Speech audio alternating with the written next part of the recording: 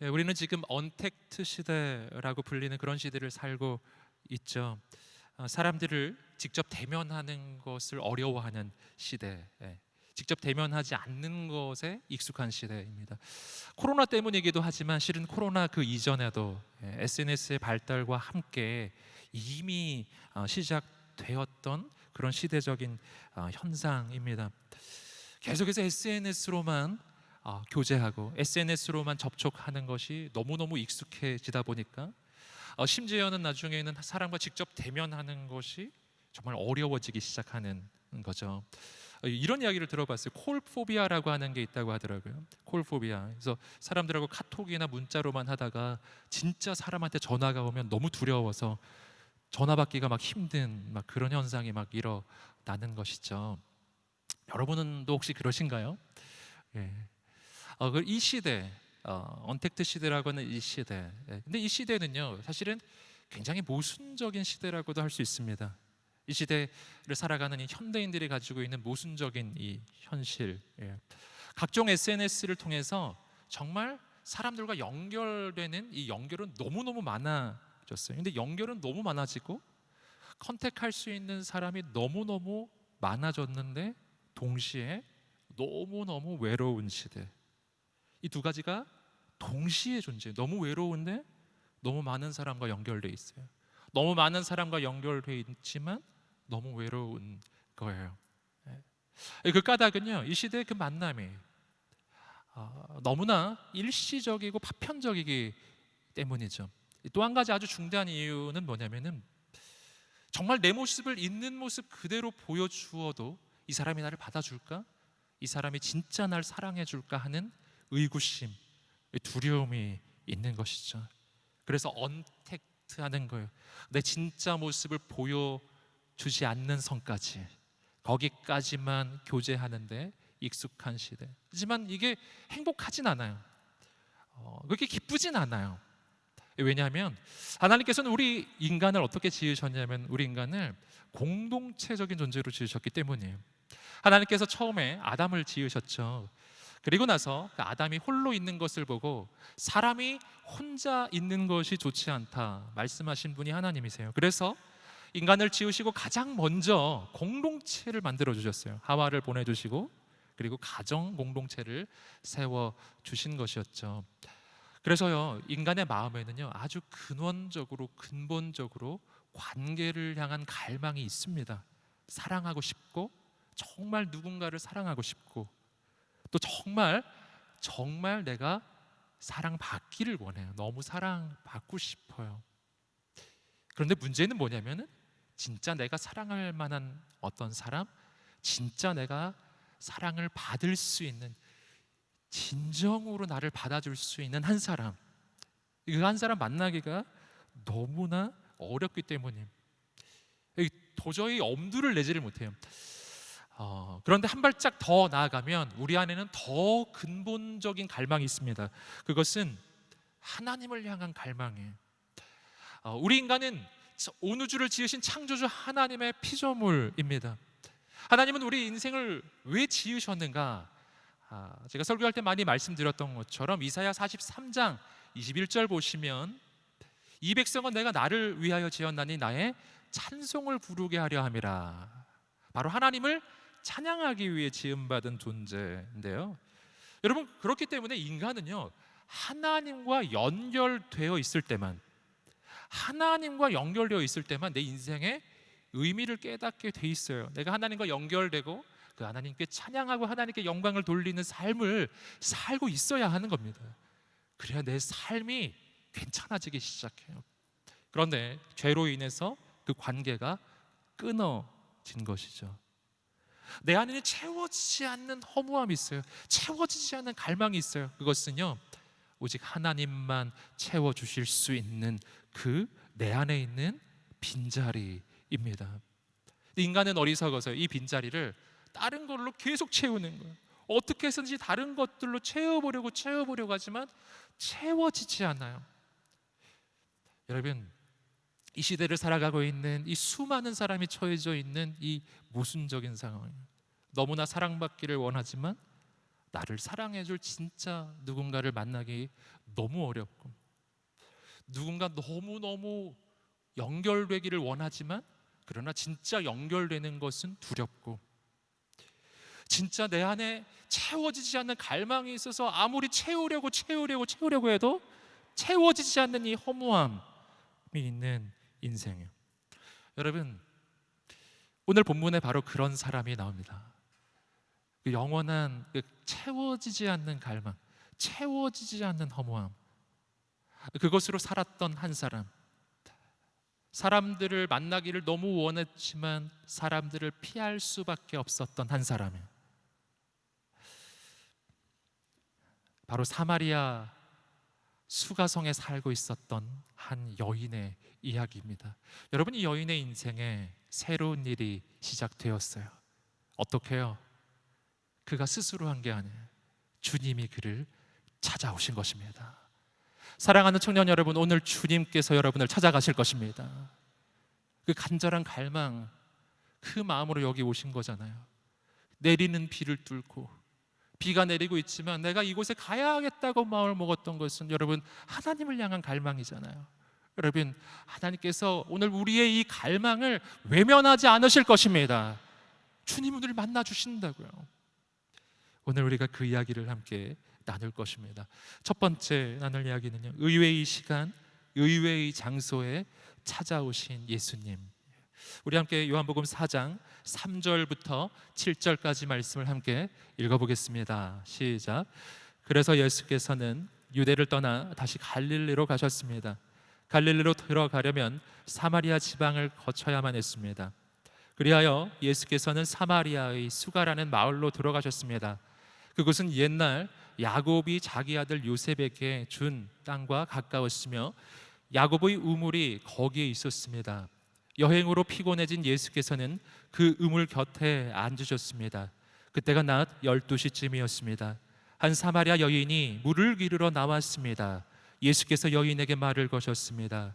내게 물 좀 떠주겠느냐. 오늘 본문은 예수님께서 유대를 떠나 갈릴리로 가는 그 여정 가운데 일어난 일입니다. 이스라엘 지역을 그 지도를 놓고 보시면은요, 유대는 이스라엘의 남부 지역입니다. 갈릴리는 어디냐면 북부 지역이에요. 남부에서 북부로 가려면은 어디를 지나야 되죠? 가운데 지역, 중앙 지역을 지나야 하죠. 그 가운데 지역에 뭐가 있었냐면은 바로 사마리아가 있었던 거예요. 그러니까 정상적인 여행 경로로 하면요, 지금 예수님이 가시는 이 경로가 맞아요. 유대에서 갈릴리로 가기 위해 가장 지름길 사마리아를 통과해 가는 길이에요. 하지만 이 문제는 뭐냐면 당시에 정통 유대인들, 유대교를 아주 소중히 여겼던 정통 이 유대인들은 그 최단 거리를 가지 않았다는 겁니다. 요단 동편으로 돌아서 갔어요. 왜 돌아서 갔냐면은 정통 유대인들은 이 사마리아 땅 자체를 부정하게 여겼기 때문이에요. 게다가 그 땅에서 살고 있는 사마리아인들은 상종하는 것을 원하지 않아요. 부딪히고 싶지도 않아요. 부정하기 때문에. 왜 그렇게 봤냐면 이 사마리아 지역이 옛날 남북국 시대의 북이스라엘 지역이었는데요. 그 북이스라엘을 점령했던 아시리아라고 하는 나라가 있습니다. 근데 그 아시리아가 북이스라엘을 점령한 다음에 어떤 정책을 썼냐면은 혼혈 정책을 써요. 그래서 각종 그 이방 민족들을 그 땅에 막 다 정착시키면서 피가 섞이게 만든 거예요. 그래서 민족의 이 혈통적 순수성을 잃어버리게 만든 것입니다. 그래서 남유다, 그러니까 유대인들이 봤을 때 이 사마리아인들은 이 이스라엘 백성이라고 할 수 없는 거예요. 이들은 그냥 이방인이나 마찬가지인 거예요. 피가 섞인 존재들, 이렇게 보는 것이죠. 그래서 거기 안 가고 싶어 했어요. 그런데 자, 오늘 말씀을 보시면 예수님은 제자들과 함께 어떻게 가셨다고요? 그냥 정상적인 여행 경로, 그 사마리아를 통과하는 그 길을 가셨다라는 것입니다. 왜 그렇게 하셨을까요? 길이 짧아서가 아니에요. 주님께서 그 길을 가신 이유는 그 여행의 경로에 오늘 예수님을 꼭 만나야 하는 한 사람이 있었기 때문에, 오늘 예수님을 진짜 꼭 만나야 할 한 여인, 평생 허무함으로 살았던 한 여인, 채워지지 않는 갈망으로 살았던 그 한 여인이 거기 있었기 때문이에요. 바로 사마리아 수가성 여인입니다. 그곳에 예수님이 도착하신 시간을 오늘 본문은 이야기합니다. 낮 12시에, 이 낮 12시라고 하는 이 시간적 배경, 그 시간에 이 여인은 물을 기르러 이 우물가로 나옵니다. 낮 12시에 물을 기르러 나왔다. 이 여인에 대해서 이 성경은 굉장히 많은 정보를 이야기해주고 있진 않아요. 하지만 이 딱 한 가지가, 낮 12시에 이 여인은 우물가에 나타나는 여인이에요. 이것 하나가 이 여인의 인생에 대해서 굉장히 많은 걸 이야기해 주는 거예요. 왜냐하면 여러분, 당시에 이 지역은 너무 뜨거운 겁니다. 너무 더워서 물을 기르러 나가면은 언제 나가냐면 보통은 저녁 6시에 물을 기르러 나갔다고 해요. 그러니까 다 해가 지고 그리고 좀 서늘할 때 온 동네 여자들이 전부 다 물 기르러 나오는 거예요. 그게 정상이에요. 여러분, 저녁 6시가 되면 이 우물가의 풍경은 바뀌었을 거예요. 저녁 6시가 되면은 그 마을에 그냥 온갖 여인들이 다 물을 기르러 나와서, 그리고 그곳에서 뭘 했겠어요? 교제하고 나누고 대화도 나누고 3, 4, 5 모여서 그냥 온 동네 무슨 사랑방처럼 그렇게 교제 공간이 펼쳐지지 않았을까요? 다 같이 한 시간에 나오니까요. 여러분, 보통 일반적인 사람이라면, 보통의 여자라면 언제 나오고 싶겠어요? 여러분, 다른 사람들과 좀 만날 수 있는 자리, 교제할 수 있는 그 시간, 이 마을 사람과 좀 연결될 수 있는 시간, 여러분 그 시간에 오고 싶지 않을까요? 당연하잖아요. 여러분, 그런데 이 여인은 그 시간에 나오지 않아요. 그 대신 아무도 나오지 않는 낮 12시에 그곳에 나타났습니다. 여러분, 이 여인은 사람들을 피해 다니는 여인이에요. 최대한 사람들하고 부딪히고 싶지 않은 거예요. 적어도 이 마을에 이 여인에게는 친구는 없었던 걸로 보여요. 만약 단 한 명이라도 이 여인과 대화를 나눌 친구가 한 명이라도 있었다면, 진짜 한 명이라도 있었다면 이 여인은 저녁 6시에 갔을 거예요. 그러나 6시에 가봐야 그 많은 사람들 나오지만 단 한 명도 내 친구는 없고, 단 한 명도 내가 마음을 나눌 사람이 없는 거예요. 여러분, 왜 그랬을까? 이 여인에게는, 이 여인에 대해서 지금 본문에서 자세히 나오지 않지만 그 뒤쪽을 좀 읽어보시면은 이 여인의 인생에 대한 또 한 장면이 이야기되는데요.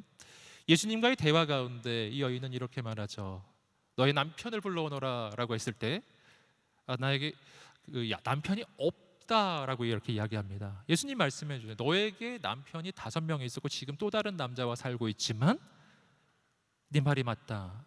아무도 너의 남편은 아니다. 이렇게 주님 말씀하셨죠. 이 여인의 이 과거, 인생의 그 까닭, 이 마을에서 그렇게 살 수밖에 없었던 이유가 있습니다.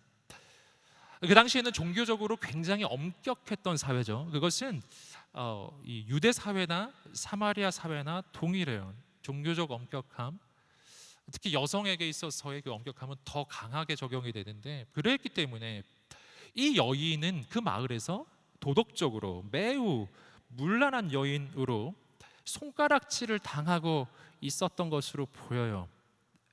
아무도 가까이 하지 않는 마을의 왕따라고 할 수 있습니다. 그러나 우리가 이 여인의 삶의 이력에서 보는 것처럼 이 여인이 사람과의 관계를 싫어하는 사람은 아니에요. 절대 그렇지 않죠. 반대로 이 여인은 너무너무 사랑을 받고 싶었고 너무너무 사랑을 하고 싶었죠. 그 이전에 5명의 남편이 있었다는 것, 지금도 어떤 한 남자와 살고 있었다는 것이 그것을 증명해 주고 있어요. 너무 사랑하고 싶고 너무 사랑받고 싶었는데 실패가 계속되고 있는 현장에 아무도 나의 남편은 아닙니다. 이렇게 여인이 고백할 수밖에 없는 이 여인의 인생에 이 현실이 있습니다. 여러분, 이 여인에게는요, 낮 12시 우물가는 어떤 공간이었을까요? 낮 12시 우물가, 그 시간, 그 장소는 이 여인에게는요, 절대 가고 싶지 않은 시간, 절대 가고 싶지 않은 장소예요. 왜 그럴까요? 당연하죠. 낮 12시에 왜 물을 뜨러 가요? 너무 더운데. 너무 더운데. 여러분, 정말 힘든 시간이 갈 수밖에 없는 내 인생. 그리고 여러분, 어떤 시간, 어떤 공간은요, 내가 그 시간에, 그 공간에 나타나는 것만으로도 내 인생이 얼마나 비참한 인생인지를 증명해 주는 시간과 장소가 있어요. 여러분, 그 마을의 모든 여자는 전부 다 저녁 6시에 나와요. 혼자 낮 12시에 나옵니다. 여러분, 많은 말이 필요 없어요. 이거 하나만으로 이 여인의 이 마을에서 어떤 대접을 받고 있는지, 어떤 처지에 있는지 모든 걸 증명해요. 아, 왕따구나 이거죠. 아, 이 마을에서 저 사람은 소외됐구나. 가까이 하면 안 되는구나. 이런 거죠. 여러분, 그 시간과 장소에 내가 그곳에 나타나는 것이 얼마나 수치스러운 거예요. 여러분, 내 인생의 수치와 내 인생의 이 비참함이 그냥 그대로 드러나는 순간이에요. 여러분, 그렇기 때문에 이 여인은 그냥 거기 아무도 없기를 원할 거예요. 아무도 안 봤으면 좋겠어요. 내가 이 시간에 물을 안 뜰 수 없어서 물을 뜨러 오기는 하지만 그냥 내가 여기 오는 거는 아무도 몰랐으면 좋겠어요. 내가 이 시간에 여기 나오는 것 자체를 그냥 아무도 몰랐으면 좋겠어요. 그냥 나 혼자 살짝 와서 갔으면 좋겠어요. 여러분, 이 여인은 정말 물 들어올 때 몰래 나왔을 거예요. 몰래 사람들이 볼까 봐 몰래 나와서, 그리고 이 여인은 그 우물가에 도착해서 이렇게 했을 거예요. 멀리서 지켜보면서 혹시 우물가에 사람이 없는가? 아무도 없어야 되는데 정말 조바심을 내면서 지켜보고 있었을 거예요. 그런데 이날 이상한 일이 일어났어요. 거기 가보니까 웬 남자 13명이나 와 있는 거예요. 이런 일이 없어요. 13명이나 웬 남자들이 나타나서 이 여인은 숨어서 아마 지켜보았던 걸로 생각돼요. 그리고 좀 갔으면 좋겠다. 아무도 없어질 때까지 좀 갔으면 좋겠다. 그런데 기다렸더니 예수님 빼고 12명의 제자들은 먹을 걸 구하러 이제 마을로 들어가요. 12명의 남자가 떠난 거예요. 12명 떠나니까 한 명이 남았는데 저 한 명 가야 되는데 그 한 명이 안 가고 우물가에 그냥 앉아버리는 거예요. 이 여인이 얼마나 당황스러웠을까요? 좀 가야 되는데 아무리 기다려도 가지를 않는 거예요. 이 여인이 어쩔 수 없이 그곳에 나타나요. 물 떠야 되니까. 그런데 그 남자가 이상하게도 말을 거는 거예요. 물을 좀 달라고. 여러분, 그분이 바로 예수님이셨어요. 사랑하는 청년 여러분, 주님은 우리 인생을 찾아오십니다. 언제 찾아오실까요? 여기 정말 아무도 없었으면 좋겠다. 내 이 부끄러운 모습을 정말 아무도 안 봤으면 좋겠어 라고 생각하며 정말 몰래 숨어서 내가 홀로 있는 그 자리에 내 인생이 얼마나 비참한지 누구든지 한 사람만 보면 그걸 다 알 수 있는 내 인생의 가장 비참하고 너무 낭망스러운 그 시간과 장소, 바로 그곳, 여러분, 주님께서 거기서 오늘 우리를 기다리시는 분이세요. 바로 거기 계시는 분이시라고요. 여러분, 오늘 주님께서 여기 계신 모든 분들 한 명 한 명 찾아가시는 분이신 줄 믿습니다. 여러분, 그분을 기대하십시오. 여러분, 주님은 실은 거기 이 여인이 올 줄을 알고 계셨죠. 피곤해서 앉아 계셨던 거 아니죠. 여러분, 주님은 실은 이 여인 때문에 여기 온 것이었어요. 어디서부터 오셨죠? 유대에서부터 왔다고 오늘 본문이 이야기하고 있습니다. 하지만 우리는 신약 성경 전체를 통해서, 신구약 성경 전체를 통해서 예수님의 첫 출발지는 유대가 아니라는 걸 알아요. 예수 그리스도의 첫 출발지는 하늘입니다. 예수님은 본래 성자 하나님이시잖아요. 삼위일체 하나님으로 성부 하나님의 보좌 우편에 계시던 성자 하나님, 태초부터 계신 하나님의 말씀이신 그분, 영원전부터 계신 하나님이시라고요. 그분이 저 하늘의 영광을 버리고 하나님으로서의 모든 기득권을 다 내려놓고, 그리고 자신을 축소해서 한 인간이 되어서 이 땅에 내려오셔서, 그리고 30년 동안 자라나셔서, 그리고 드디어 오늘 이 여인을 만나러 가시는 거예요. 바로 사마리아에 이 여인을 만나러 가세요. 여러분, 주님은 이 여인을 만나러 오신 거예요. 저 하늘로부터 시작해서 이 여인 한 사람을 만나기 위해 이 땅에 오신 것이라고요. 여러분, 오늘 주님이 여러분을 찾아가십니다. 오늘 여러분을 만나 주실 것입니다. 그리고 주님이 말을 거세요. 내게 물 좀 떠주겠느냐? 굉장히 이례적인 상황이에요. 그래서 이 여인도 이 반문을 하게 되는데요. 이것이 왜 이례적인 상황이냐 하면은, 예수님은 누가 봐도 유대인이고 남자죠. 근데 유대인 남자가 사마리아 여자에게 말을 건다는 것은 정말 있을 수 없는 일이었거든요. 당시에 정통 유대인들은 공공장소에서요, 다른 사람이 볼 수 있는 이 공공장소에서 남자가 여자에게 말을 거는 것 그 자체가 곧 바로 자신의 명성과 위신에 해를 끼치는 것으로 여겼기 때문에 그러지 않았다는 거죠. 여자한테 공공장소 바깥에서 이렇게 말 걸고 이런 거 하지 않는 거예요. 여러분, 그런데 지금 상황이 뭐죠? 그냥 여자가 아니라 사마리아 여자잖아요. 예수님은 유대인 남자고, 이거는 있을 수 없는 일이 지금 일어나고 있는 거예요. 절대로 해서는 안 되는 일을 예수님이 하고 있는 겁니다. 여자가 이상히 여겨요. 우리 9절 말씀 읽어보겠습니다. 9절입니다. 시작. 사마리아 여인이 예수께 말했습니다. 당신은 유대 사람이고 저는 사마리아 여자인데 어떻게 제게 물을 달라고 하십니까? 당시 유대 사람들은 사마리아 사람과는 상대도 하지 않았기 때문입니다. 주님이 왜 이렇게 하셨을까요? 너무 이상한, 당시 사람들에게는 이상한 장면인데요. 주님이 이렇게 하신 까닭은 진짜 물을 마시고 싶은 게 아니라 이 여인에게 말을 걸고 싶었던 것이죠. 주님께서 이렇게 다가가셨는데, 자, 이 여인은 주님께 어떻게 반응하고 있죠? 여러분, 친절하게 반응하고 있지 않죠? 아, 여기 물 있어요, 이렇게 하지 않는다고요. 도리어 왜 이러십니까? 이렇게 지금 반응하고 있는 거예요.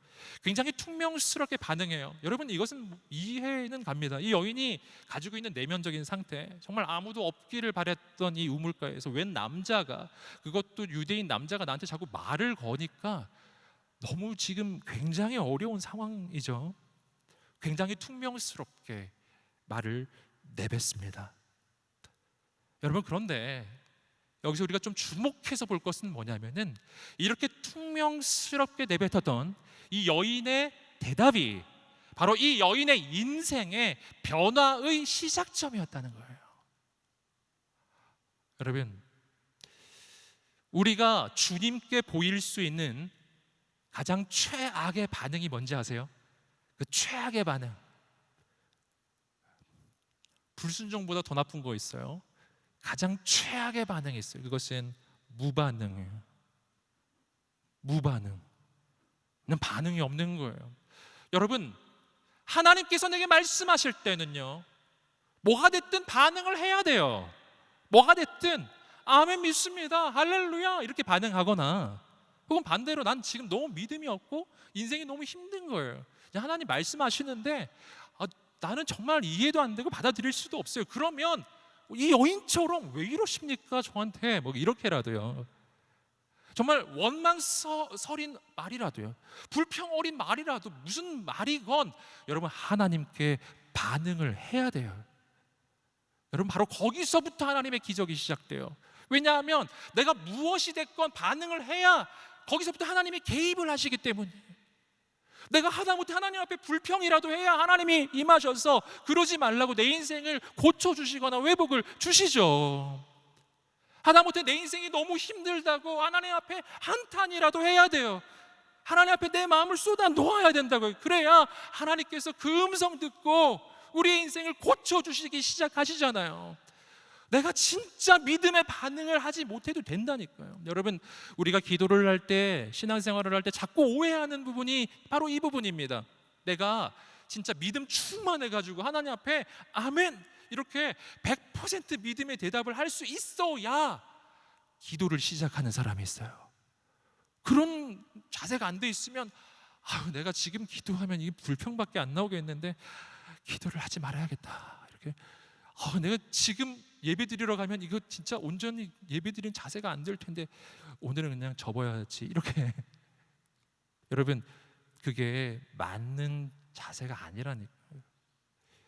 하나님 앞에 올바른 자세는 힘들면 힘들다고 하나님께 말을 해야 해요. 오늘 예배 드리기 너무 어려워요. 그렇게 마음이 힘든 거예요. 그럴 때 어떻게 해야 되죠? 예배 드리러 와야 돼요. 와서 하나님께 아뢰어야 한다고요. 무엇이든 아뢰어야 해요. 여러분 오늘 이 자리에 여러분 어떻게 오셨어요? 어렵고 힘든 마음 가지고 오신 분 계세요? 이제 조금 있다가 우리 기도할 텐데 그때 하나님 앞에 다 쏟아 놓으시기를 주님 이름으로 축복합니다. 다 말하세요. 여러분 부족해도 괜찮아요. 어려워도 괜찮아요. 여인처럼 말해도 돼요. 아니 당신이 왜 나한테 말을 거십니까? 지금 이런 반응을 보이잖아요. 여러분 반응을 해야 주님이 역사하기 시작하세요. 이 여인의 인생에 변화가 시작됩니다. 두 번째 이야기, 두 번째 생수가 넘쳐 흐르는 인생이 시작되다. 요한복음 4장 10절 읽어보겠습니다. 10절입니다. 시작. 예수께서 여인에게 대답하셨습니다. 내가 하나님의 선물을 알고 또 물을 달라고 하는 사람이 누구인지 알았다면 도리어 내가 그에게 부탁했을 것이고 그가 내게 생수를 주었을 것이다. 아멘. 주님이 이 여인의 대답에 대해서 그 대답 태도를 언급하지 않으시잖아요. 그냥 바로 이 여인에게 꼭 필요한 말씀을 해주기 시작하세요. 이 부분을 조금씩 나눠서 보겠는데요. 먼저 주님이 이렇게 말씀하셨어요. 내가 하나님의 선물을 알고, 이게 무슨 뜻이냐면은 사랑하는 딸아, 난 네가 하나님이 어떤 분이신지를 알았으면 좋겠어. 하나님은 너에게 선물을 주시는 분이시란다. 아멘. 여러분 하나님은 우리에게 선물 주시는 분이에요. 이것이 주님께서 지금 여인에게 꼭 알았으면 좋겠다고 해주는 말씀이에요. 선물의 반대는 뭐죠? 보수이죠. 보수. 마땅한 대가. 내가 수고했기 때문에 대가를 치루었기 때문에 마땅히 받는 것은 보수라고 해요. 선물은 뭐죠? 대가를 치르지 않고 자격 없이 조건 없이 이유 없이 아무것도 한 게 없는데 그냥 받는 걸 선물이라고 한다고요. 여러분 하나님 앞에서 우리의 인생은요 보수를 받는 인생이 아니라 선물을 받는 인생인 줄 믿습니다.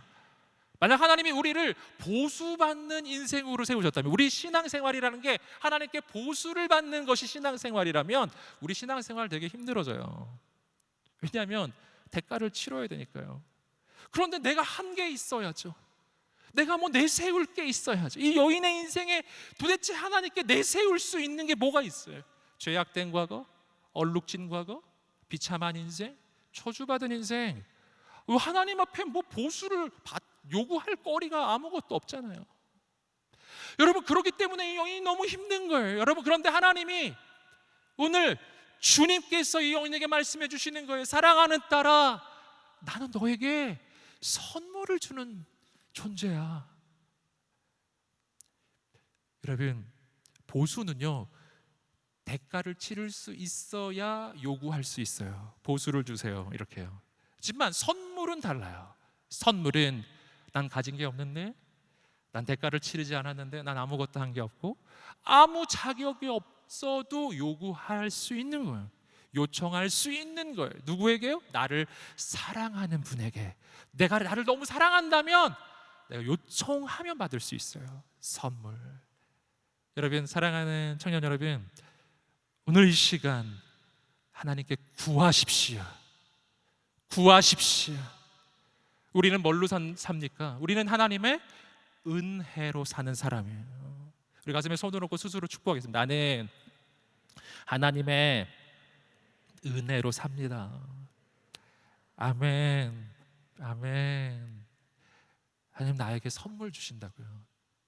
또 주님이 이렇게 말씀하십니다. 물을 달라고 하는 사람이 누구인지 알았다면, 네가 지금 너에게 물 달라는 사람이 누구인지를 좀 알았으면 좋겠어. 하나님이 누군지를 알았으면 좋겠고, 오늘 네 앞에 서 있는 내가 누군지를 알았으면 좋겠다. 예수님 누구시죠? 예수님 구원자세요. 메시아이십니다. 이 여인을 너무 사랑해서 하늘의 영광을 버리고 이 땅에 내려오신 그리스도이십니다. 이 여인을 너무 사랑해서 여기서 끝나지 않아요. 장차 이 여인의 이 과거에 저질렀던 그 모든 죄악들, 얼룩진 과거, 그 모든 씻을 수 없는 모든 죄악을 예수님이 대신 다 담당하시고 십자가에 달려 죽으시려고, 이 예수님을 믿기만 하면 이 더러웠던, 이 얼룩졌던 이 여인조차도 정말 흰눈처럼 깨끗하게 순결하게 완전히 죄사함을 받을 수 있는, 여러분, 바로 그 십자가를 지실 분이야. 날 대신해서 죽으실 분이 그분이시잖아요. 나는 내가 누군지를 알았으면 좋겠어. 여러분, 우리가 예수님이 누구신지를 안다면 우리 인생에 더 이상 낭망은 없을 것입니다. 더 이상 절망은 없을 것입니다.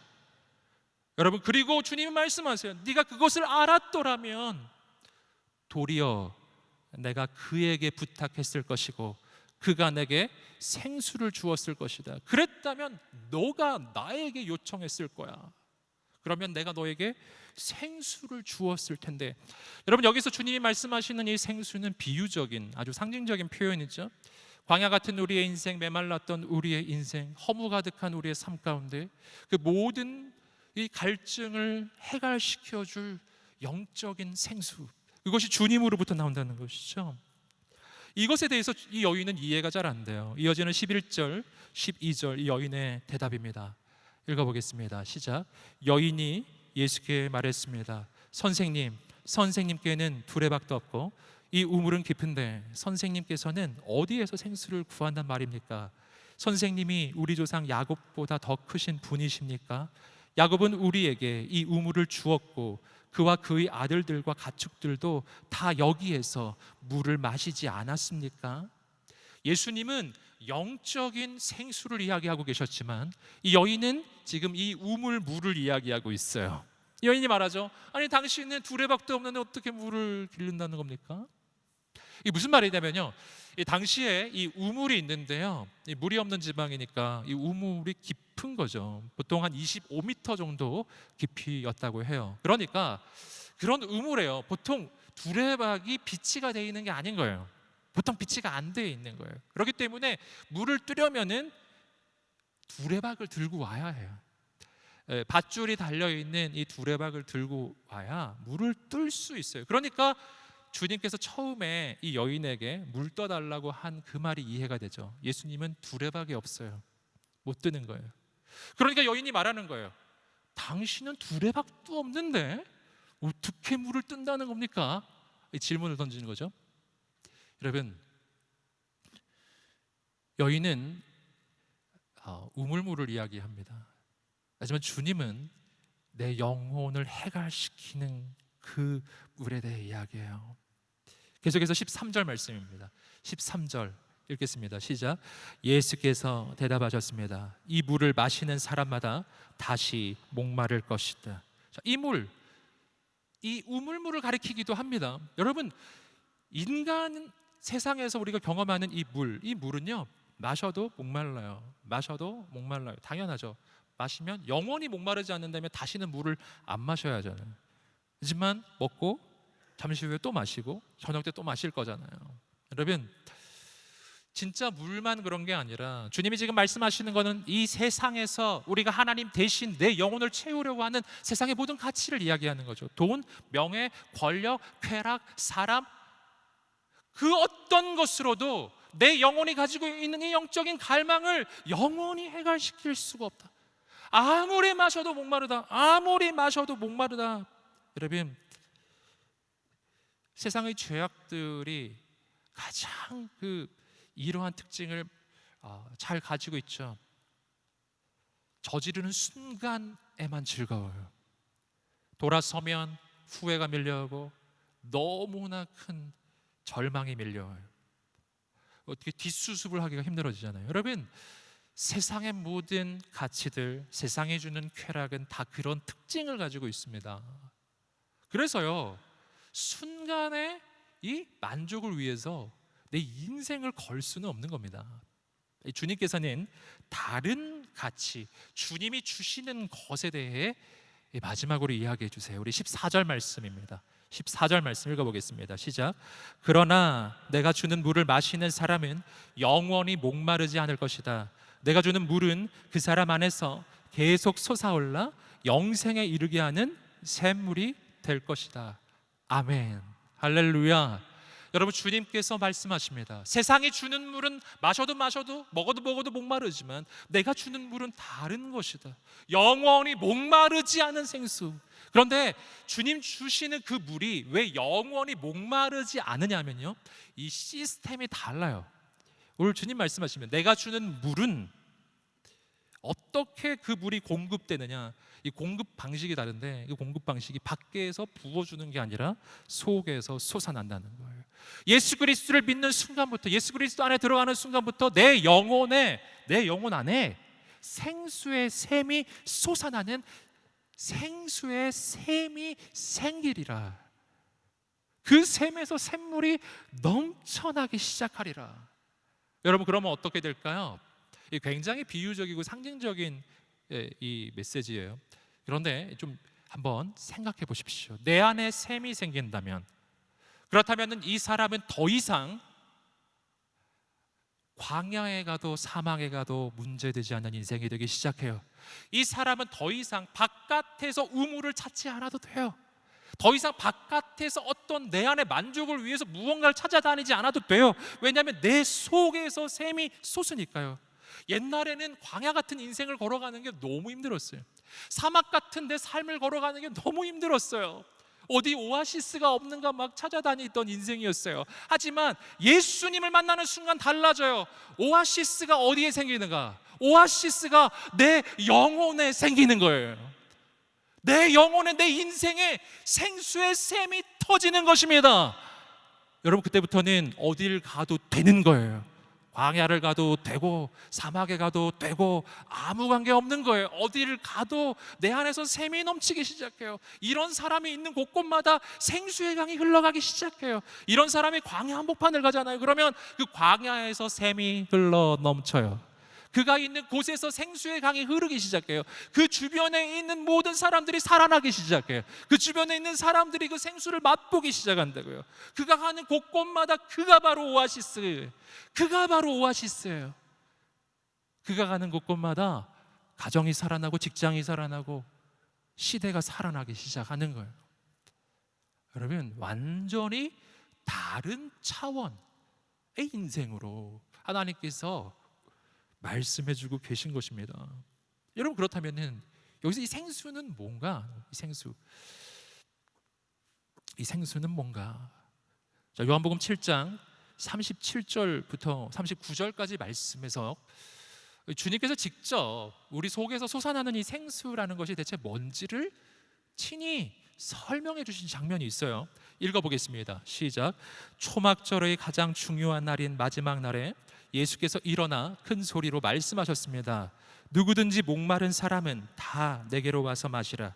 누구든지 나를 믿는 사람마다 성경의 말씀대로 생수의 강이 그의 배에서 흘러나올 것이다. 이것은 예수를 믿는 사람들이 받게 될 성령을 가리켜 하신 말씀이었습니다. 여러분, 지금 요한복음 4장 14절에서 말씀하시는 내 속에서 영생하도록 솟아나는 이 샘과, 그리고 지금 요한복음 7장 바로 37절 38절에서 이야기하는 것처럼 나를 믿는 자는 성경의 이름과 같이 그 배에서 생수의 강이 넘쳐나리라고 할 때 이 표현이 동일한 표현이에요. 예수 안에 있을 때 우리 속에서 생수의 강이 터지는 거예요. 그럼 그 생수는 뭔가? 39절에서 말하죠. 이것은 예수를 믿는 사람들이 받게 될 성령을 가리키는 것입니다. 성령. 여러분, 내 속에서 샘이 솟아요. 생수가 흐르기 시작해요. 바로 성령님이세요.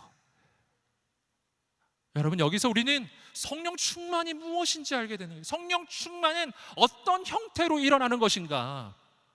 성령 충만이라는요, 내 영혼의 저수조, 내 안에 영혼의 저수조가 있다면 내 영혼의 저수조에 성령의 생수가 꽉 채워지는 것, 그게 성령 충만이 아닌 거예요. 그건 성령 충만이 아니에요. 이 본문이 말해주는 이 성령 충만의 의미는 뭐냐면, 내 안에 영혼의 저수조가 있는데 그 속에 성령의 생수가 채워지는 것이 아니라 성령의 생수가 솟아나는, 그 안에 샘이 생겨나는 거예요. 그래서 성령님이 내 안에 임하실 때요, 그 성령님이 충만히 임하신다는 것은요, 내 안에 성령님이 꽉 채워지게 임하시는 것이 아니라 흘러 넘치도록 임하시는 것입니다. 넘치게 임하시는 거라고요. 여러분, 충만은 뭔가 어떤 컵에, 여기 컵에 물이 꽉 채워지는 게 아니에요. 성경적으로 충만은 꽉 채워진 컵에 계속 물을 붓는 거예요. 계속 붓는 거예요. 충만의 상태는 뭐냐면요, 정적 상태가 아니에요. 정적인 상태, 멈춰진 상태가 아니라고요. 댐에 물을 가두듯이 그냥 물이 꽉 차 있는 상태가 아니에요. 성령 충만의 상태라는 것은 뭐냐면 성령의 강물이 계속 흘러 넘치는 거예요. 넘치고 넘치고 넘치고 계속 넘쳐 흐르는 거예요. 계속 흐르는 거예요. 할렐루야, 아멘. 우리 영혼에 그런 일이 일어나는 걸 이야기하는 거예요. 내 영혼에 성령님이 임하시면 당연히 그런 일이 일어납니다. 왜냐하면 성령님은 온 우주보다 크신 하나님이시기 때문입니다. 우주보다 크신 하나님이 이렇게 작은 내 인생, 내 영혼에 임하시는데 당연히 넘치는 게 정상이죠. 넘쳐야죠. 꽉 차서 그냥 다 찼네, 이렇게 아니라고요. 넘쳐 흘러요. 어떻게? 언제까지요? 1년 동안 넘치나요? 2년 동안 넘치고 나니까 끝인가요? 아니에요. 성령의 강물이 넘쳐 흐르는 것은요, 영원히 넘쳐 흐르는 거예요. 영원히 솟아나요. 여러분,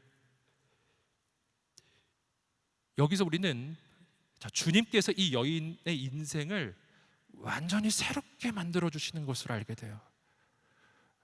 여러분, 이 여인은 이전에 너무나 갈망이 있었던 여인이에요. 채워지지 않는 허무함이 있었어요. 아무리 해도 안 채워지는 거예요. 이 세상에서 아무리 구해도 채워지지 않았어요. 이 세상은 이 여인에게는요, 마치 신기루와 같아요. 이 세상에서 내가 무언가를 얻기를 원했으나 얻을 수가 없고, 이 세상에 있는 사람들에게 내게 다가가기를 원했으나 다가갈 수가 없어요. 너무 세상을 원하는데 그 세상이 나에게 너무나 상처를 주는 거예요. 여러분, 이런 상황에서 주님이 주시는 해답은 뭐냐면요, 내게 세상을 얻게 해주시는 게 아니라고요. 반대. 여러분, 주님이 해주시는 일은요, 나를 통해서 세상이 변화되는 역사가 일어나게 하시는 것입니다. 이 세상의 현실을 제대로 보게 해주는 거예요. 내가 이 세상 속에서 내 이 영혼의 이 허무함을 채워보려고 그렇게 애를 썼으나 방향이 잘못된 것이었어요. 번지수를 잘못 짚은 겁니다. 여러분, 주님이 바꿔주셨어요. 사랑하는 딸아, 그쪽이 아니야.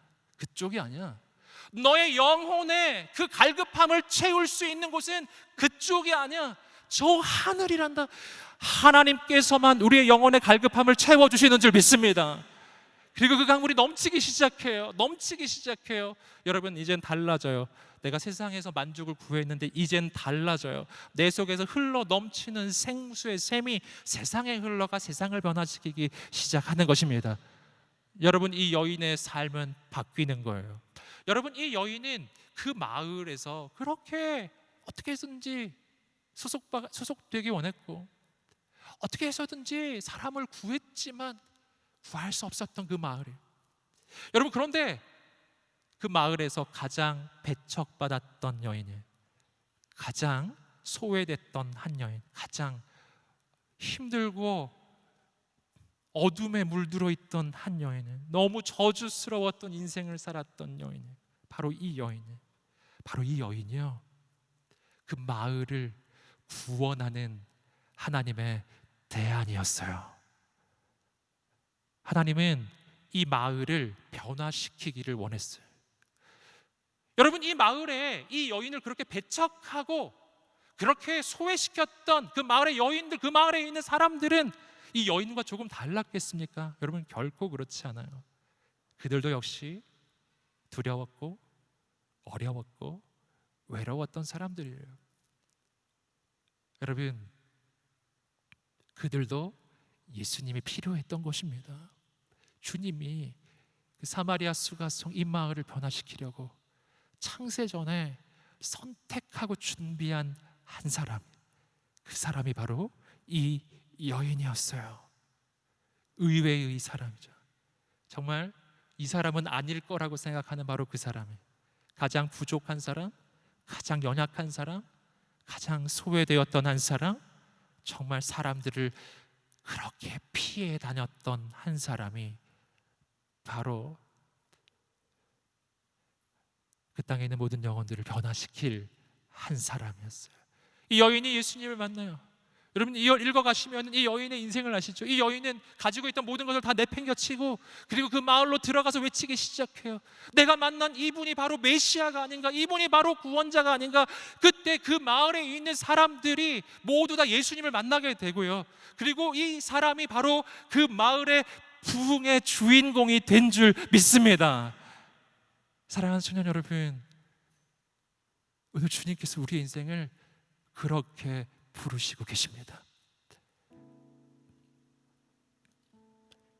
여러분, 한 사람 한 사람이 바로 그 한 사람이에요.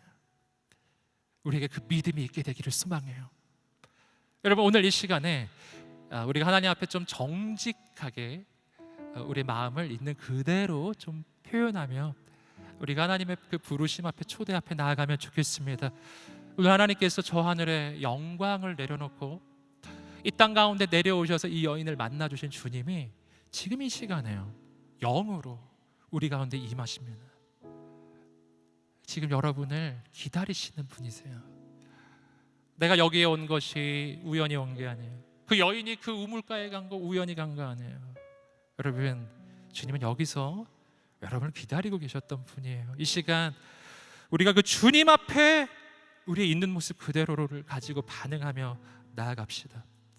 여러분 가운데 내가 세상에서 채워도 아무리 채워도 채워지지 않는 내 영혼에 내 빈자리가 있었어요. 주님, 나의 간절한 갈급함, 이 가운데 하나님의 은혜를 부으소서. 내 이 목마름을 해갈시켜 주옵소서. 이런 마음 있으신 분 계세요? 사랑하는 주님, 내 인생이 너무나 저주스러워서요, 내 인생이 너무나 힘들었어요. 내가 그렇게 세상을 피했어요. 사람도 피해 다녔어요. 나는 사랑받기를 원했는데 그러지 않았어요. 그래서 언제나 세상을 피해 다녔어요. 인생이 전진하지를 않는 거예요. 늘 멈춰 있어요. 하나님, 내 인생에도 하나님의 소망이 있을까요? 사랑하는 청년 여러분, 오늘 이 여인을 보세요. 이 여인이 바로 그런 사람이었는데 그를 통해 하나님이 행하시잖아요. 우리에게 그런 마음이 있으신가요? 사랑하는 주님, 내 이 갈급한 심령 가운데 영원히 솟아나는 생수의 샘과 같은 주의 영으로 이 시간 임하여 주옵소서. 이러한 갈망이 있으신가요? 그런 마음이 있으신 분들 자리에서 한번 일어나 보시겠어요? 그리고 우리가 하나님께 반응하시겠어요? 여러분의 마음을 하나님 앞에 올려드리십시오. 그리고 반응하시는 거예요. 반응이란 무슨 반응이든 되는 거예요. 뭐든지 되는 거예요. 내가 지금은 너무나 부족해서 100% 믿음의 반응을 하기가 좀 힘든 거예요. 그러면 하나님께 힘들다고 말하세요. 어렵다고 말하세요. 그냥 하나님 앞에 쏟아 넣는 것입니다. 거기서부터 하나님의 새로운 역사가 시작되는 것입니다. 내 안에 믿음이 없으면 믿음이 없는 대로, 어려우면 어려운 대로 하나님 앞에 모든 것을 드리기 시작할 때 오늘 주님께서 행하여 주실 것입니다. 만져 주실 것입니다. 여러분, 오늘 이 시간 그 주님 앞에 모든 것을 드리며 나갑시다. 우리 주님 앞에 두 손을 높이 들고 간절히 주여 한번 외치며 이 여인처럼 하나님 앞에 나아가기를 원해요. 우리 함께 기도하겠습니다. 주여, 할렐루야. 하나님 아버지 역사해 주옵소서. 기도하며 나간 우리 모든 심령만 하나님 행하여 주옵소서. 하나님,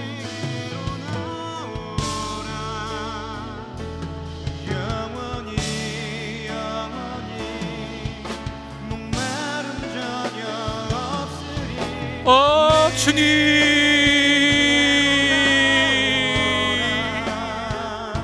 주님, 생수의 근원 되신 주께 내게로 나오라. 아버지,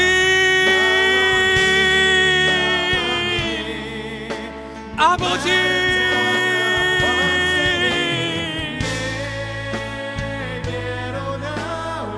아버지,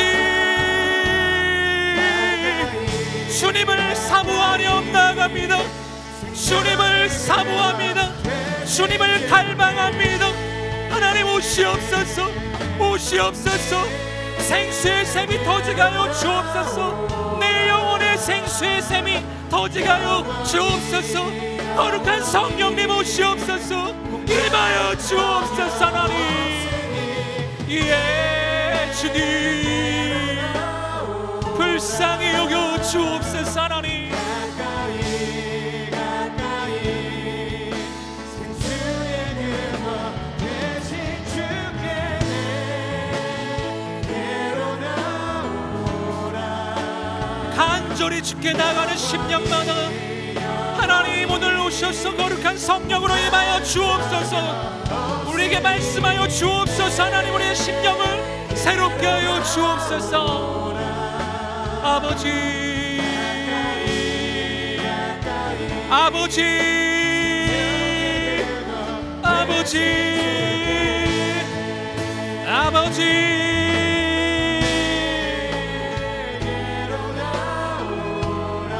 오 주님, 오 주님, 오 주님, 전심으로 주께 나가는 모든 영혼들마다 심령들마다 주여 임하소서. 아버지를 갈망하며 오셔서 생수의 강이 넘쳐나게 하여 주옵소서. 하나님, 하나님 아버지, 아버지 불쌍히 여기소서. 은혜를 내려 주옵소서. 긍휼을 베풀어 주옵소서. 하나님 아버지, 내 안에 인간적인 모든 생각들을 내려놓고 하나님 아버지 주님만 의지하며 주님만 바라보며 나아갑니다. 아버지 하나님 역사하소서. 주님을 사모하며 나가는 영혼들마다 하나님 채우소서. 기름 부어 주옵소서. 아버지 성령님 오시옵소서. 성령님 오시옵소서. 성령님 오시옵소서. 성령님 역사하여 주옵소서. 하나님, 예, 주님 불쌍히 여기소서. 불쌍히 여기소서. 하나님, 긍휼을 베푸소서. 하나님, 은혜를 베푸소서. 하나님, 오 주님, 아버지, 아버지, 주님이 없이는 살 수가 없어서 내가 주 앞에 나왔습니다. 하나님, 주님 오늘 나를 만나 주옵소서. 주님 오늘 내 영혼을 채워 주옵소서. 주님 오늘 내 영혼에 생수를 부어 주옵소서. 주님 오늘 내 심령의 죄영으로 임하소서. 하나님 아버지,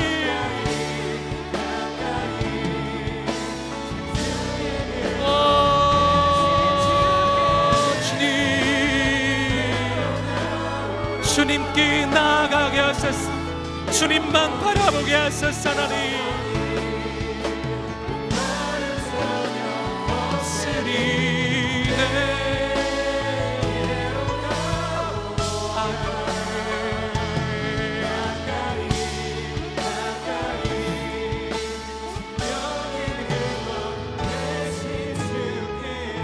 살아계신 하나님, 오늘 기도에 나간 우리 모든 심령마다 생수의 강으로 채워 주옵소서.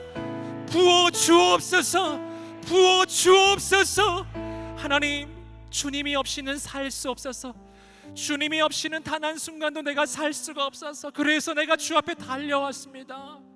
간절히 주께 나가는 영혼들마다 오늘 만나 주옵소서. 오늘 주님 나를 만나 주옵소서.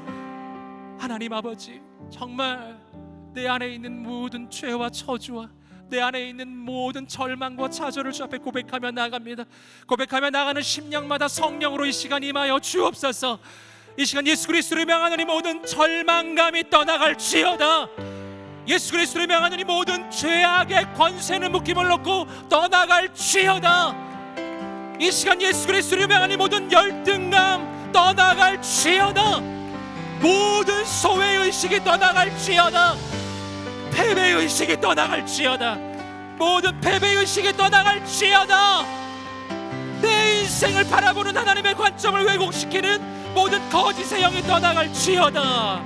떠나갈지어다. 아멘. 사랑하는 청년 여러분, 당신의 인생을 향한 가장 놀라운 계획이 하나님께 있습니다. 세상 사람의 평가와는 다른 평가예요. 여러분, 그 마을의 모든 사람이 이 여인을 배척했습니다. 하지만 단 한 분 주님이 이 여인의 인생을 아셨어요. 사랑하는 딸아, 너의 인생은 이 마을을, 이 시대를 변화시킬 생수의 통로로 준비된 인생이란다. 창세전에 내가 너를 선택하였다. 영원전에 내가 너를 선택하였다. 너의 인생의 새로운 시작은 바로 지금이다. 바로 이 시간이야. 어제까지 너는 이 마을 가운데서, 이 시대 가운데서 그렇게 사람들을 피해 다니던 인생, 세상을 피해 다니던 인생, 늘 도망치던 인생, 늘 숨어들던 인생, 늘 속으로 어떻게 해서든지 숨어들던 인생, 단 한 발자국도 나아가지 못했던 인생일지라도 사랑하는 아들아 딸아, 오늘부터 바뀔 것이다. 오늘부터 바뀔 것이다. 오늘부터 바뀔 것이다. 다시는 이전과 같지 않을 것이다. 바로 네가 이 시대를 변화시킬 부흥의 시작점이야. 아멘. 아멘. 사랑하는 청년 여러분, 오늘 예수님 만나셨나요? 예수님 만나셨나요? 예수님 만나셨나요? 예수님 우리 가운데 오셨나요? 여러분, 지금부터 우리의 삶이 새로워져요. 우리 시간에 우리 인생을 의탁하며 기도합시다. 하나님, 지금까지 난 세상을 피해 다녔고 도망쳤고 계속 숨어들던 인생, 늘 망설이며 발걸음 옮기기를 주저했던 인생, 언제나 손 내밀기를 주저했던 인생, 나 같은 인생을 통해 무슨 일이 일어나겠는가, 늘 숨어 있었던 인생, 그렇다면 오늘부터 하나님께서 여러분의 인생을 세워 주실 줄 믿습니다. 우리 기도합시다. 하나님, 이 시대를 변화시키는 부흥의 통로로 나를 세워 주옵소서. 가정과 학교와 직장이 시대 가운데 하나님의 은혜와 생명과 복음이 바로 나를 통하여 흘러가게 하여 주옵소서. 주님, 나를 사용하여 주옵소서. 주님 세워주신 우리 공동체를 사용하여 주옵소서. 이 시대 가운데 주님의 몸된 교회를 세워 주옵소서. 주 앞에 두 손 들고 주여 세 번의 주여 기도하겠습니다. 주여 주여 주여. 아버지 하나님 은혜를 내려 주옵소서. 하나님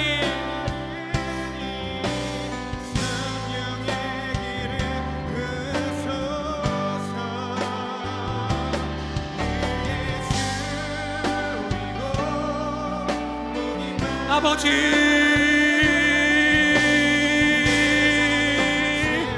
아버지 주님 우리를 사용하여 주옵소서. 하나님의 시대를 변화시키는 부흥의 통로로, 생명의 통로로, 하나님의 역사의 통로로 우리를 사용하여 주옵소서. 하나님 주님 행하소서. 주님 역사하여 주옵소서. 하나님 주의 은혜를 내려 주옵소서. 오늘 기도하며 나가는 영혼들을 세워 주옵소서. 하나님 아버지 우리를 사용하소서. 하나님 공동체를 사용하소서. 하나님의 사람들을 일으켜 주옵소서. 용기를 주옵소서. 소망을 주옵소서. 하나님의 비전을 주옵소서. 하나님의 꿈을 주옵소서. 하나님 아버지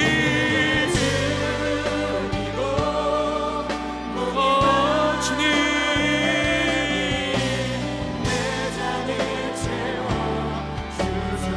아버지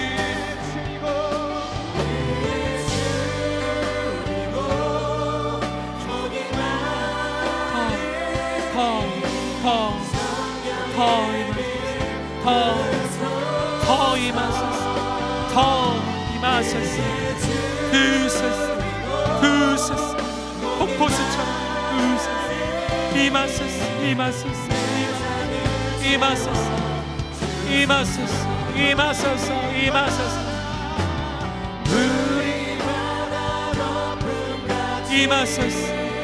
임하소서. 임하소서. 임하소서. 임하소서. 부으소서. 임하소서. 부으소서. 하나님 부으소서. 임하소서. 임하소서. 임하소서. 부으소서. 부으소서. 임하소서.